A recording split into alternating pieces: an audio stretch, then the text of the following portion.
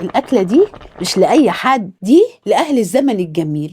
بسم الله. جبت بطاطس وقشرتها وتكون وسط. محشي البطاطس عشان يطلع معاكي مظبوط لازم يكون حجمها كده. قبل ما اقور البطاطس اعمل لها قاعده من تحت علشان تثبت في الصينيه. هجيب المقوار وابتدي اقور في البطاطس، وفي طبق فيه ميه بنزل بتقوير البطاطس علشان هحتاجها بعد كده. حاولوا على قد ما تقدروا ما تتخرمش منكم. وهكمل بقيه البطاطس بنفس الطريقه. هجيب البطاطس بتاعتي وابدرها بالدقيق عشان بتديها لون حلو وتخليها متماسكه. الطاسه بتاعتي احط فيها زيت وانزل بالبطاطس بعد ما بدرتها بالدقيق.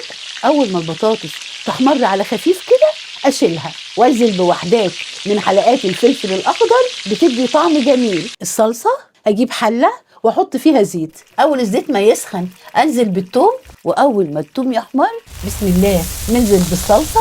هضيف فلفل اسود، معلقه ملح، معلقه بابريكا بتديها طعم حلو، معلقه كزبره، معلقه السكر ودي مهمه جدا. كده الصلصه بتاعتنا اتسبكت وبقت زي الفل. واجيب اي صينيه عندي وافرد فيها تقوير البطاطس اللي شلناه في اول الفيديو. اللحمه المفرومه هنعصجها بطريقه بيتنا وهسيب لكم الطريقه في اول كومنت. اخد شويه من اللحمه المفرومه واحطهم على تقوير البطاطس، وهضيف كبشتين من الصلصه بيخلي طعم التقوير تحفه. ونقلب كل الخليط ده مع بعضه، واضيف الفلفل اللي حمرته قبل كده. هضيف كام كبشه كده من الصلصه على اللحمه واقلب. ضفت شويه من الزبيب على اللحمه وجربوها.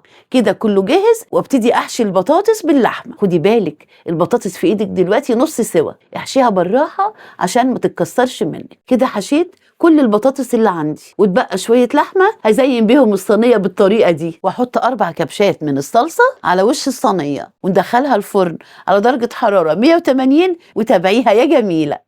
اللهم صل على النبي. كده الاكله استوت وريحتها تحفه. ما تنسوش تعملوا فولو، وكل سنه وانتم طيبين.